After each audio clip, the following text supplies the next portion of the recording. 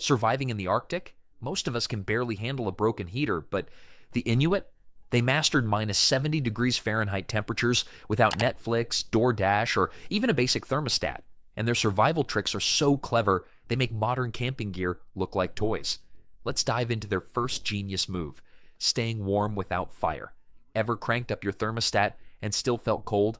Try surviving at negative 40 degrees Fahrenheit with nothing but your wits and what nature provides. I once thought I was tough camping in 30-degree Fahrenheit weather until I learned about how the Inuit handled temperatures that would make a polar bear shiver. Here's the thing about staying warm that most people get completely wrong. It's not about having the biggest fire or the thickest jacket. The Inuit figured out something that took modern science decades to confirm. Your worst enemy isn't the cold itself, it's your own sweat. You heard that right. Sweating in extreme cold is basically asking for a frozen death certificate. Let me share a fascinating bit of Inuit wisdom that blew my mind. They developed a layering system so effective that modern Arctic gear still can't fully replicate it. Instead of one thick layer, they used multiple thin ones, creating tiny air pockets that worked like natural insulation. Think of those expensive jackets at REI. The Inuit had that technology figured out centuries ago, just with different materials. The inner layer, usually made from caribou fur, was worn with the fur facing inward. Why? Because caribou fur is hollow, creating tiny air pockets that trap heat. The outer layer had the fur facing outward, which helped shed snow and prevent ice from forming on their clothing. Pretty clever for people who didn't have access to Gore-Tex, right? One of the most incredible techniques they developed was the art of pre-warming.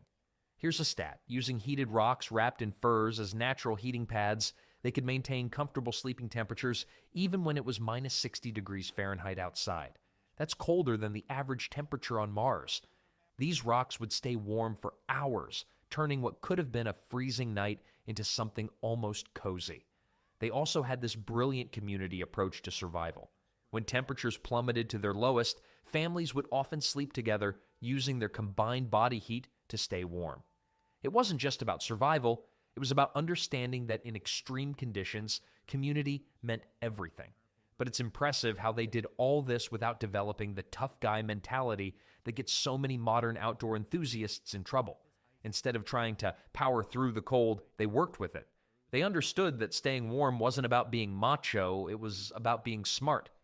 Let me tell you about this one time I tried to apply their no sweating principle during a winter hike. I was climbing a steep hill, starting to overheat, and remembered the Inuit wisdom. Instead of pushing through like I usually would, I stopped, took off a layer, and continued at a slower pace.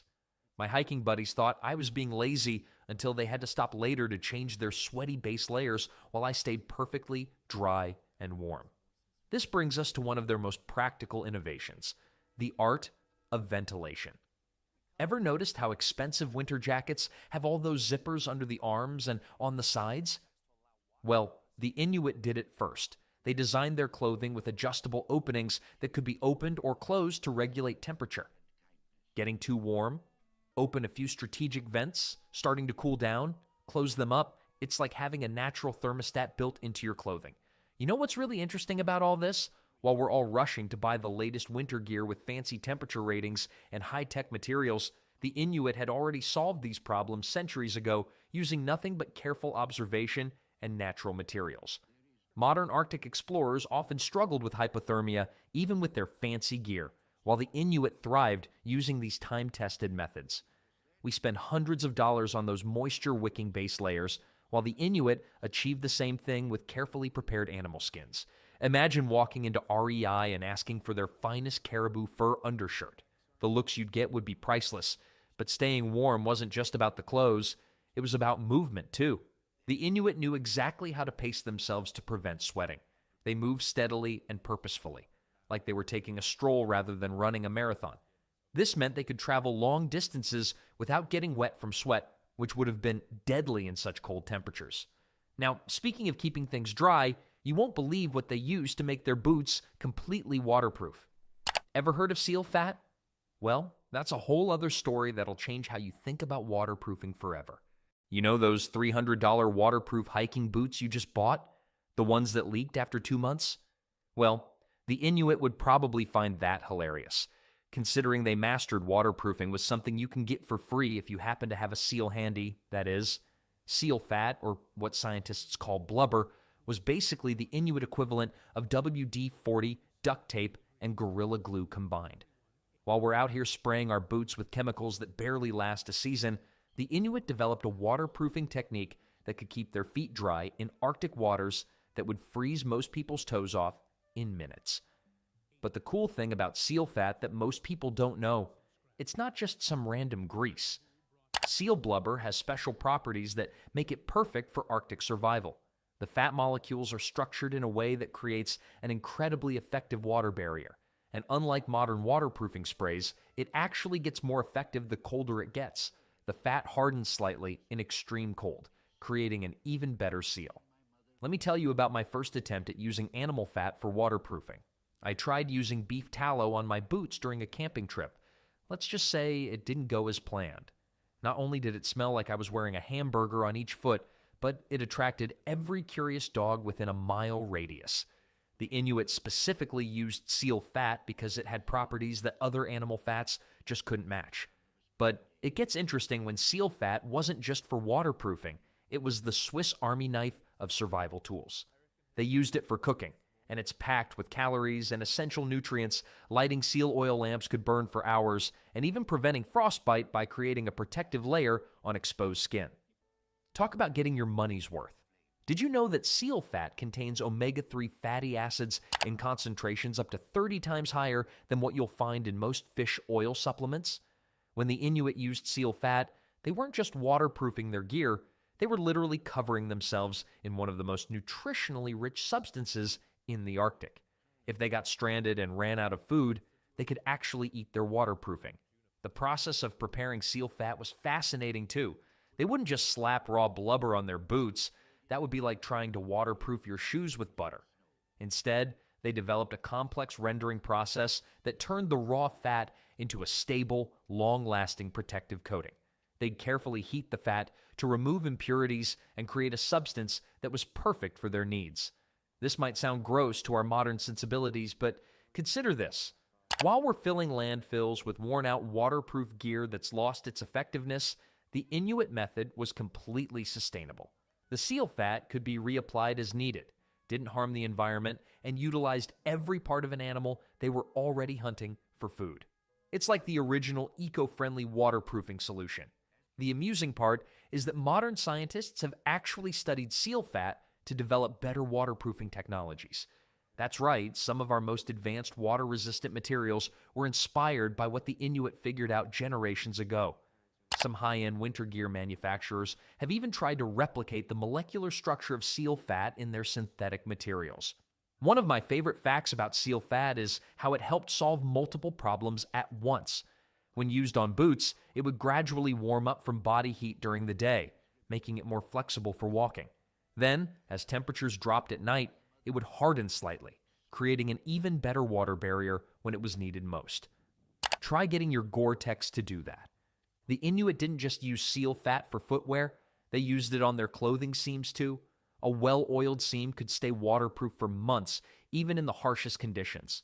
And unlike modern waterproofing treatments that can lose effectiveness after repeated exposure to salt water, seal fat actually worked better with exposure to sea spray. Today, we have entire stores dedicated to outdoor gear maintenance, special soaps, waterproofing sprays, leather conditioners, and whatnot. The Inuit managed all of that with just seal fat. One substance did the job of an entire REI maintenance section. Talk about efficiency. But perhaps the most impressive thing about seal fat was its role in survival. In temperatures where modern synthetic materials become brittle and crack, seal fat-treated gear remains flexible and functional. It's no exaggeration to say that this simple substance helped make survival possible in one of the world's harshest environments. Speaking of survival in harsh conditions, you won't believe what the Inuit did when food got scarce. Ever heard of aged walrus meat?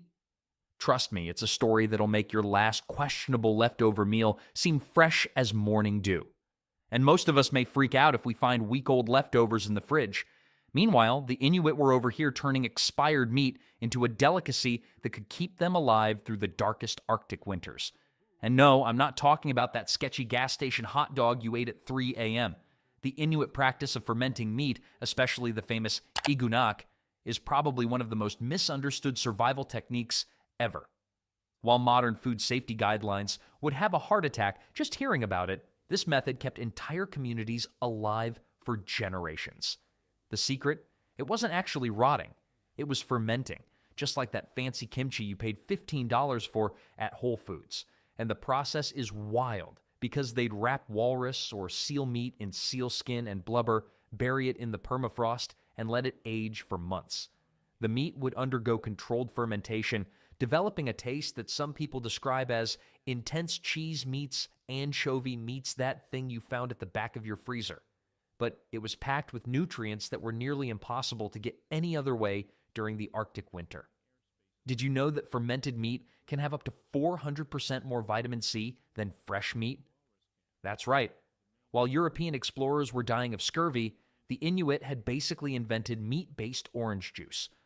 Modern scientists tested some traditionally fermented Inuit foods and found they were absolutely loaded with nutrients that normally break down in regular meat storage. There's this great story about a European explorer who turned his nose up at fermented seal meat, choosing to eat his canned provisions instead. 3 months later, he was begging the Inuit for their rotten meat because his gums were bleeding from scurvy. Talk about eating your words and fermented seal. The really amazing part is how precise this process had to be. Too much fermentation, you've got actual rotten meat. Not enough? You're missing out on the nutritional benefits. The Inuit developed this incredibly sophisticated understanding of fermentation without any of the fancy equipment we use today to measure bacterial growth or pH levels. Modern food scientists have actually studied these techniques and found something amazing. The fermentation process creates natural antibiotics that help preserve the meat. It's like the Inuit invented their own natural preservative system thousands of years before we figured out how to make hot dogs last for suspicious amounts of time. The temperature control was crucial too. Bury the meat too deep in the permafrost, it freezes solid and doesn't ferment. Too shallow, it gets too warm and spoils. They had to find exactly the right depth where the temperature stayed between 35 to 38 degrees Fahrenheit. Basically, they turned the Arctic ground into a perfect natural refrigerator. You want to hear something interesting? When they tested traditionally fermented Inuit meats in a lab, they found that the bacterial cultures were so perfectly balanced that they actually killed off harmful bacteria. These guys were food safety experts before anyone even knew what bacteria were. It's like they had a PhD in microbiology without ever looking through a microscope. The preservation technique wasn't just about the meat itself, it was about survival. During the long Arctic winters, when hunting was difficult or impossible, these fermented foods became the difference between life and death. A properly fermented cache of meat could keep a family fed for months. The whole process was also incredibly sustainable. Nothing went to waste. Even the seal skin used for wrapping would eventually be used for something else. Compare that to our modern food system, where we throw away about 40% of what we produce. The Inuit would probably think we're the crazy ones. There's this funny story about a 1920s anthropologist who tried to recreate igunak in his basement in Boston. Let's just say his neighbors called the health department and he had to move to a different neighborhood. Turns out you need more than a DIY spirit to master thousand-year-old preservation techniques. But some Arctic communities still make these fermented foods today, passing down the exact same techniques their ancestors used. While we're all arguing about whether our lunch meat is still good 3 days after opening, they're out here turning expired meat into survival superfoods. And you know what makes this even more impressive? They had to find all these food caches again after storing them. Try finding a specific spot in a vast white landscape where you buried your food months ago. Makes finding your car in a parking lot seem pretty easy, right? Speaking of finding your way around in the Arctic wilderness, how exactly did they navigate through all that endless white? Well, you'd be surprised to learn that they didn't need a GPS, compass, or even a map. The Inuit would find it pretty amusing that we can't find our way to the grocery store without GPS, considering they navigated across vast frozen landscapes using nothing but snow, stars, and some really clever tricks. The first time I heard about Inuit navigation techniques, I was blown away. While modern survival experts rely on expensive gear and satellite technology, the Inuit developed a system so precise They could travel hundreds of miles and return to exactly the same spot months later. And they did it all without a single battery-powered device. Take the wind, for example. The Inuit could read wind patterns like we read road signs. They knew that prevailing winds in their territory consistently sculpted the snow into ripple patterns called sastrugi.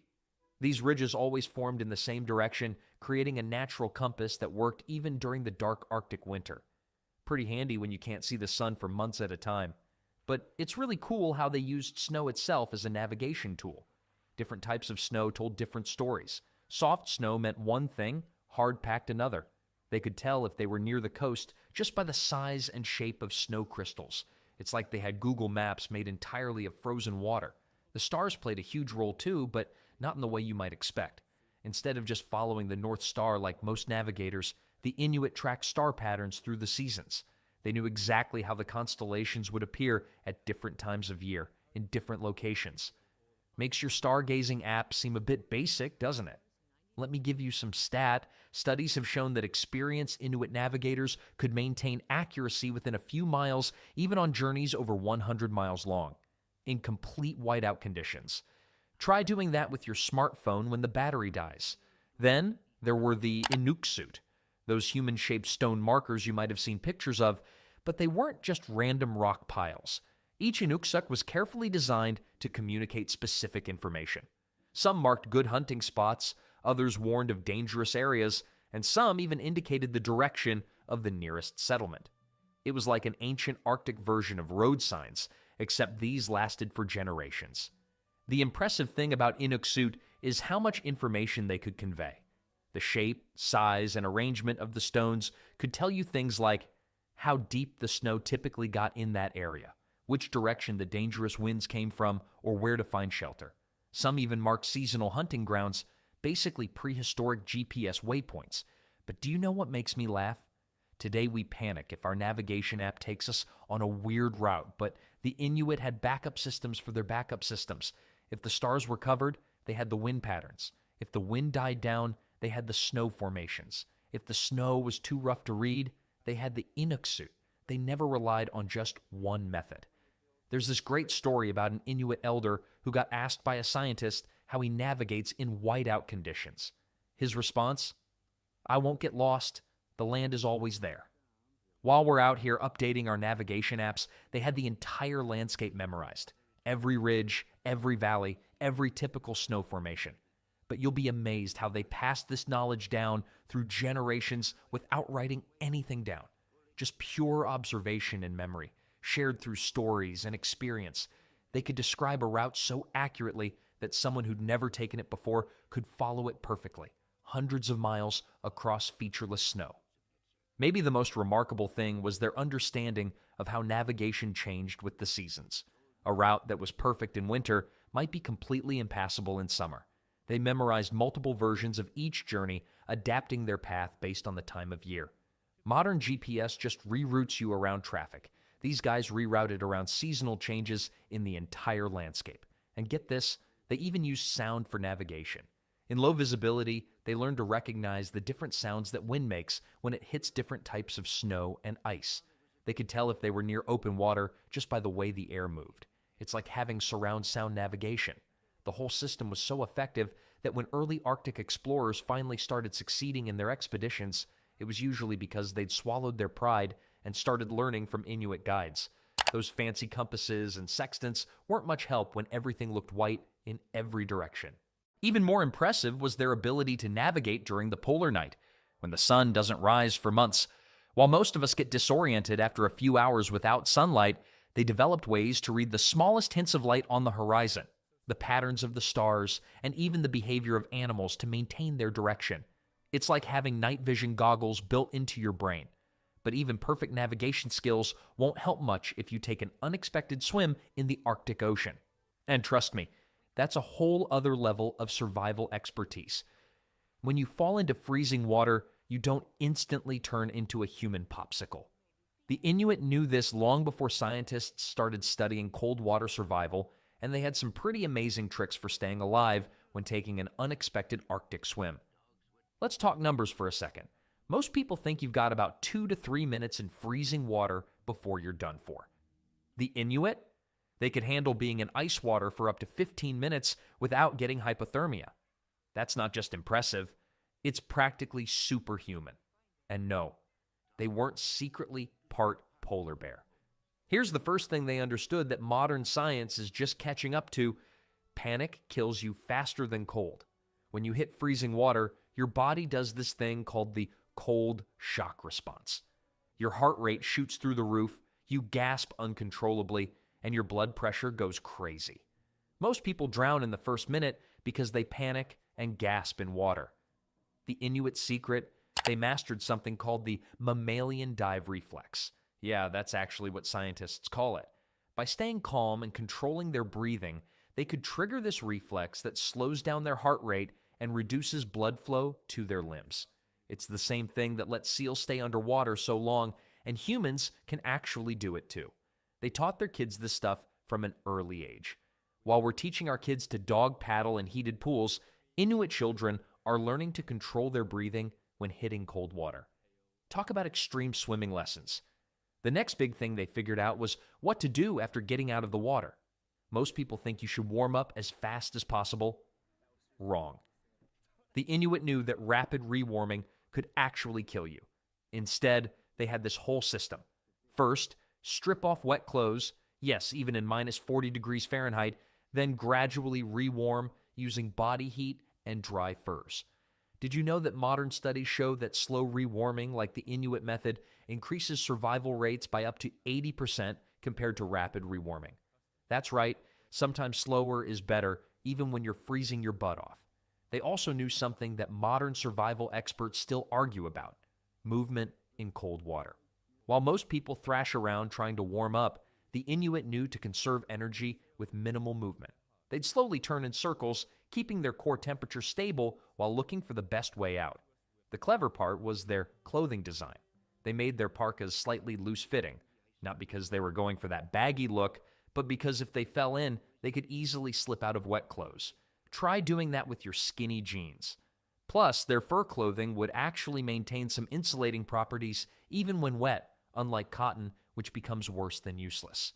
They even had special tools ready just in case of falling through ice. Bone ice picks worn around the neck could help pull yourself out, and they knew exactly how to distribute their weight to prevent breaking through thin ice again. It's like they had a built-in rescue system ready at all times. Modern Arctic survival suits cost thousands of dollars and still can't match what the Inuit did with carefully prepared animal skins and some clever thinking. They basically invented the survival suit concept centuries before we started mass-producing bright orange flotation gear. The Inuit also understood the importance of helping others in cold water situations. They developed specific techniques for rescuing someone who had fallen through the ice, including human chains and special ways to approach thin ice. Their communities practiced these rescue techniques regularly, kind of like their version of a fire drill, except with way higher stakes. But perhaps it's impressive how their understanding of the body's response to cold. They knew exactly how long they could stay in freezing water before their muscles would stop working properly. They could tell by feeling alone when they needed to get out, long before their body temperature dropped to dangerous levels. That kind of body awareness is something most of us have completely lost. And you know what else they figured out? The best position to float in icy water to conserve heat. While modern survival experts took decades to determine the optimal position, the Inuit had already perfected it generations ago. They called it the seal float. And it's exactly what we now teach in cold water survival courses, but staying alive in freezing water was just one part of the challenge. Finding food when you're stuck in the middle of nowhere, that takes a whole different kind of cleverness. Next time you're standing in front of a fully stocked fridge complaining there's nothing to eat, spare a thought for the Inuit. They managed to find food in a place where most people see nothing but ice and snow. No DoorDash, no grocery stores, not even a sketchy gas station burrito in sight. The first trick they mastered was finding fish under solid ice. While modern ice fishers drill holes and hope for the best, the Inuit could literally read the ice to know exactly where fish were gathering. They looked for subtle changes in ice color and thickness that showed where fish like to hang out during winter. In fact, their success rate at ice fishing was around 80%. Compare that to modern recreational ice fishers who average about 30% on a good day. But fish were just the beginning. The Inuit understood that food wasn't just lying around. It was hidden in places most people wouldn't think to look. They'd dig through deep snow to find berries that had been naturally freeze-dried by the cold. These berries would last all winter and were packed with vitamins that helped prevent scurvy. Talk about nature's version of a vitamin supplement. You see, it's also impressive how they could spot edible seaweed under several feet of ice by looking for subtle differences in the ice's surface texture. Scientists recently studied this technique and found that these spots had up to 90% more seaweed than random areas. The Inuit weren't just guessing, they were using serious scientific observation, they just didn't call it that. They also mastered the art of food caching. But we're not talking about hiding a few snacks. These caches were survival masterpieces. They would bury whole seals in precisely chosen spots where the permafrost would keep them perfectly preserved. The really clever part: they marked these spots in ways that only other Inuit could recognize. It was like a prehistoric version of a password-protected food bank. One of their most impressive tricks was turning what most people would consider scraps into full meals. Bones weren't just waste, they were ingredients. They'd crack them open to get at the marrow, which is basically nature's butter. It's so nutrient-dense that just 1 pound of marrow has enough calories to keep you going for a full day. The Inuit were also masters at using every single part of their food sources. Modern American households waste about 30% of their food. The Inuit, their food waste was basically zero.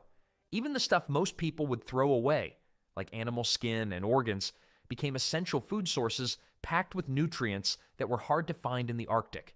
In fact, they could even find food in animal stomachs. Gross, right? But check this out. The partially digested contents of caribou stomachs were actually full of vitamins and pre-digested plants that were otherwise impossible to get in the Arctic winter.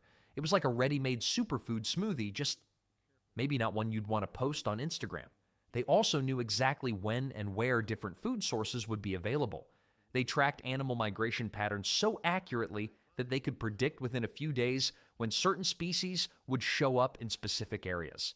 Modern wildlife biologists with GPS trackers and satellite data are only slightly more accurate.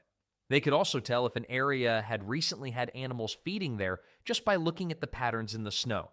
Small depressions or changes in the snow's surface meant food was likely nearby. It's like they could read a story written in snow that told them exactly where dinner was hiding. And you'd better believe they passed these skills down effectively. Their survival depended on it. Kids would learn from an early age how to spot these subtle signs. While modern parents are teaching their kids how to order from a menu, Inuit children are learning to read the landscape like a grocery store map. It's also fascinating how they understand seasonal food availability. They didn't just know where to find food, they knew exactly when different foods would be at their most nutritious.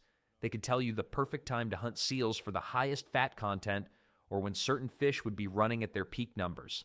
Even more impressive was their knowledge of emergency food sources. When regular food was scarce, they knew exactly which types of lichens were edible, which tree bark could be eaten, and even how to find tiny shrimp-like creatures in seemingly lifeless waters. Modern survival experts are still discovering some of the food sources the Inuit knew about generations ago. The Inuit also understood something that modern nutritionists have only recently confirmed: the importance of eating a variety of animal parts, not just the meat. They knew that eating things like the liver, brain, and other organs wasn't just about survival, it was about getting a complete range of nutrients that kept them healthy in one of the world's harshest environments. Speaking of staying alive, you won't believe what they wore to handle temperatures that would freeze most people solid. Ever tried to dress for minus 50 degrees Fahrenheit? The Inuit had that figured out too. Remember complaining about your winter jacket not keeping you warm enough at 32 degrees Fahrenheit? The Inuit would probably laugh while stripping down to cool off at that temperature. They created clothing so effective it could handle temperatures that would freeze your smartphone into a useless brick. The secret wasn't just piling on layers until you looked like a walking marshmallow. The Inuit created a sophisticated clothing system that modern companies are still trying to copy. They use caribou fur in a way that's basically impossible to replicate with synthetic materials. The hollow hairs trapped air like millions of tiny thermoses. But tests on traditional Inuit clothing showed it had an insulation value nearly twice that of modern Arctic gear. A typical modern Arctic parka has an insulation value of about 8 CLO, That's how scientists measure warmth. Traditional Inuit clothing, a whopping 14 CLO. In regular terms, that's the difference between shivering and sweating at negative 50 degrees Fahrenheit. The really brilliant part was which way they oriented the fur. The inner layer had fur facing toward the skin, while the outer layer had fur facing out. This double layer system created a microclimate around the body that stayed warm even in the harshest conditions. Modern companies have spent millions trying to create synthetic fabrics that do the same thing. But it gets interesting when they know thick socks are actually dangerous. While we're all doubling up on wool socks, the Inuit wore thin layers with room for air. Tight, thick socks? That's a one-way ticket to Frostbite City. The airspace around your feet turns out to be more important than the thickness of what's covering them. Their boots were another masterpiece of engineering. Called camouflage, they were made with different types of seal skin for different conditions. The bottom might be a bearded seal super tough, the upper part ringed seal waterproof, and the insulation made from fluffy seal fur. It's like they invented the all-terrain vehicle of footwear. Want to hear something crazy? They developed a way to make waterproof seams centuries before Gore-Tex was invented. Using sinew thread and specific stitching patterns, they created seams that would actually swell up and seal tighter when they got wet. Tests show these seams were more waterproof than modern machine-stitched seams. The mittens they designed were another stroke of genius. Instead of the fingers-together style we use today, they created a thumb-plus finger pocket design that maximized warmth while maintaining enough dexterity to handle tools. And they included a drawstring at the wrist that could be loosened to dump heat quickly if you started sweating. Basically, an ancient version of pit zips. Their parkas had a special shape that created a warm air trap around the body. When you bent over, the warm air wouldn't all rush out. It stayed trapped in the clothing system. They also made their hoods with a sun visor built from caribou antler that was basically see-through. Talk about prescription sunglasses before they were cool. They even had special ceremonial clothing that could handle the cold while looking fancy. Imagine going to a party at negative 40 degrees Fahrenheit, wearing clothes decorated with intricate beadwork and embroidery, and still staying toasty warm. Meanwhile, we can barely handle waiting for an Uber in our winter party clothes. All their clothing was modular. Pieces could be mixed and matched depending on conditions, and parts could be easily replaced if they wore out. Does your expensive winter jacket let you just swap out the worn bits? I didn't think so. Their clothing was so well designed that modern spacesuits use some of the same principles. The multi-layer system, the air gaps for insulation, even the way they managed moisture. NASA studied all of this when designing suits for astronauts. That's right, Inuit clothing technology made it to space. And get this, they even had summer versions of everything. Just like we have different clothes for different seasons, they had lighter versions of their gear for warmer weather. But unlike us dropping hundreds on new wardrobes every season, they just modified their existing pieces. Modern fashion industry, take notes. The attention to detail was incredible. Even the thread they used was chosen for specific properties. Caribou sinew would actually shrink when wet, pulling seams tighter, while whale sinew remained stable. They were material scientists before that was even a thing. And every piece of clothing was tailored to the individual wearer. No one-size-fits-all philosophy here. They knew that proper fit was crucial for the clothing system to work effectively, but all these amazing clothes wouldn't help much if you didn't have shelter. Speaking of which, you're about to learn why an igloo is way more than just a pile of snow blocks. A well-built igloo can be warmer inside than some modern apartments. The temperature difference between inside and outside can hit 60 degrees Fahrenheit, meaning it could be negative 40 degrees Fahrenheit outside while you're chilling at a cozy 20 degrees Fahrenheit inside. No furnace required. The science behind igloos would make an engineer jealous. That spiral shape isn't just for looks, it's actually a crucial part of the design. Each block is cut at a specific angle and placed in a way that makes the whole structure stronger.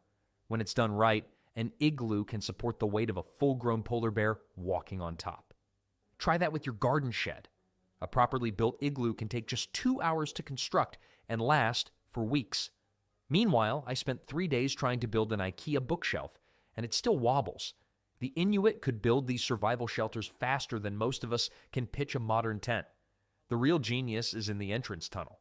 Ever notice how it dips down before going up into the main space? That's not poor planning, it's brilliant engineering. Cold air sinks, so that dip creates a cold air trap, keeping the warm air inside where you want it. It's like having a thermal security guard at your front door. But the clever part about igloo temperature control, body heat does most of the work. Just a few people inside can raise the temperature by 40 degrees. The snow blocks are actually full of tiny air pockets that trap heat while letting just enough moisture escape to prevent dripping. Modern houses with their vapor barriers and insulation are just catching up to what the Inuit figured out centuries ago. The inside of an igloo actually gets stronger as you use it. Your body heat melts a microscopic layer of snow on the inside surface, which then refreezes into ice, creating an even stronger structure. It's like the building repairs itself while you sleep. And forget about that single-room igloo you've seen in cartoons. The Inuit would sometimes build connected igloos for extended families, with different rooms for different purposes. They basically invented the open concept floor plan, Arctic style. Some winter settlements had igloos connected by tunnels, creating entire snow villages that would put modern subdivisions to shame. The sleeping area, always built on a raised platform. Not because they were fancy, but because warm air rises. They'd create a small ledge several feet off the ground where everyone would sleep, staying toasty while the cold air pooled at floor level. That's some serious temperature control knowledge right there. Tests have shown that the air circulation in a traditional igloo is almost perfect for human comfort. The curved walls create a natural convection current that keeps fresh air moving without creating drafts. Modern architects still struggle to get this kind of air circulation in buildings with million-dollar HVAC systems. They even figured out windows before glass was available. By cutting thin slices of ice and fitting them into the walls, they could let in light while keeping the heat in. Some would use freshwater ice, which is clearer than sea ice, creating windows that were almost as transparent as glass. And unlike glass, if your window broke, you could just cut a new one from the nearest frozen lake. No two igloos were exactly alike. Each one was customized to the location, weather conditions, and number of people who would use it. It's like having a custom-built house, except this one you could make in a couple of hours with just a snow knife and some know-how. Scientists studying igloo design discovered something remarkable. The curved shape of the dome creates air currents that perfectly distribute heat. The warmest air rises to the top, then flows down the curved walls, creating a constant, comfortable circulation. It's like having central air, but powered by physics instead of electricity. Even the size of snow blocks wasn't random. The Inuit knew exactly how big to make each block based on the overall size of the igloo and weather conditions. Bigger blocks for larger igloos, smaller ones for temporary shelters. Each block was cut at a precise angle to create that perfect dome shape. Modern architects use computer programs to calculate these angles. The Inuit did it by eye. They could build these structures in virtually any snow condition. Whether the snow was soft and powdery or hard and compact, they knew exactly how to modify their technique to make it work. That's like being able to build a house out of whatever materials happen to be lying around. But living in an igloo brings up another challenge: staying hydrated when everything around you is frozen solid. Let's bust a survival myth right now. Drinking your own pee is a terrible idea, despite what some TV survival experts might tell you. The Inuit knew this long before modern science confirmed it. Urine just dehydrates you faster. They had much better tricks for staying hydrated in a frozen wasteland. First up, never eat snow directly. The Inuit figured out that chomping on snow actually makes you colder and uses up precious body energy.